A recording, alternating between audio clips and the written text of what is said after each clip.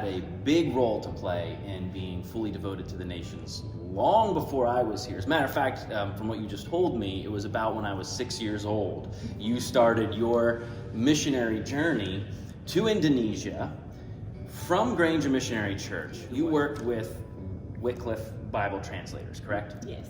And your primary role was to help develop the language and write the languages and teach people to read and write the language on the more than, how many islands are there? 17,000. More than 17,000 islands and more than 700 different languages. And so those people can be able to understand the Word of God. And so when we're talking about getting the gospel to the ends of the earth, this is probably that farthest edge there.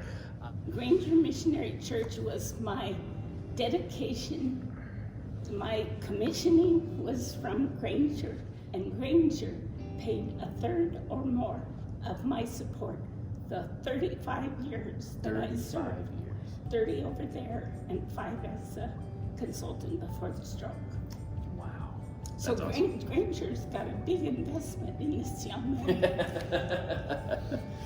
Welcome, Marnix, to Granger Missionary Church. We're so glad to have you. Now, what is your hometown that you live in Indonesia?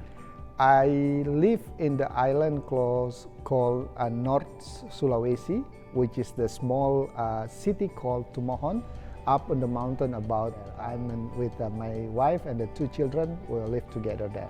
Wonderful. And you are continuing the work that Kay was doing in Indonesia. Yeah, that's right. I'm starting in 1998 with Kay Ringenberg. In May 1998, we meet for the first time, and until now, it's already more than 20 years. I also was surprised about the numbers of the year.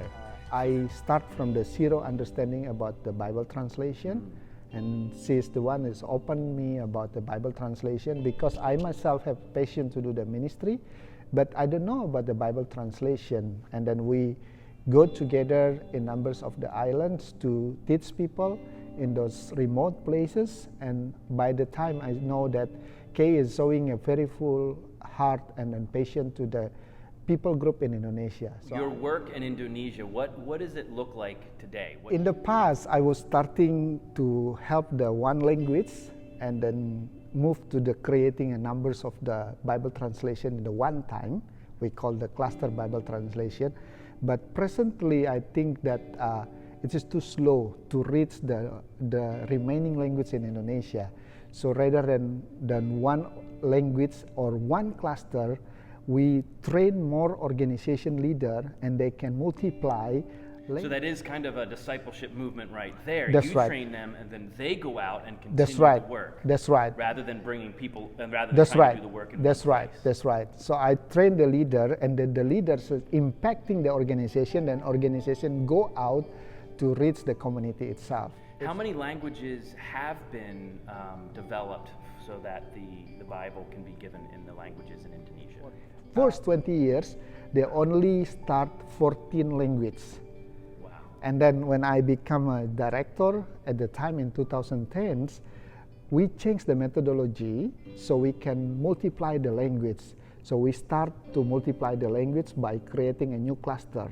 And by the time until I finish for the 10 years of my leadership, we already reached 51 languages in 10 years. So 2020 is the year of the pandemic, and go to 2001, the year of pandemic. But 2021, for the first time in the history of Bible translation in Indonesia, we start 24 language in translation in the one single year. Because we're not only hiring people, but we are looking for people who has a heart, who has a calling, and they can do the Bible translation and serve the other people group with their heart, and they being able to visit the interior and living with them and then teaching them and be able to do the transformation.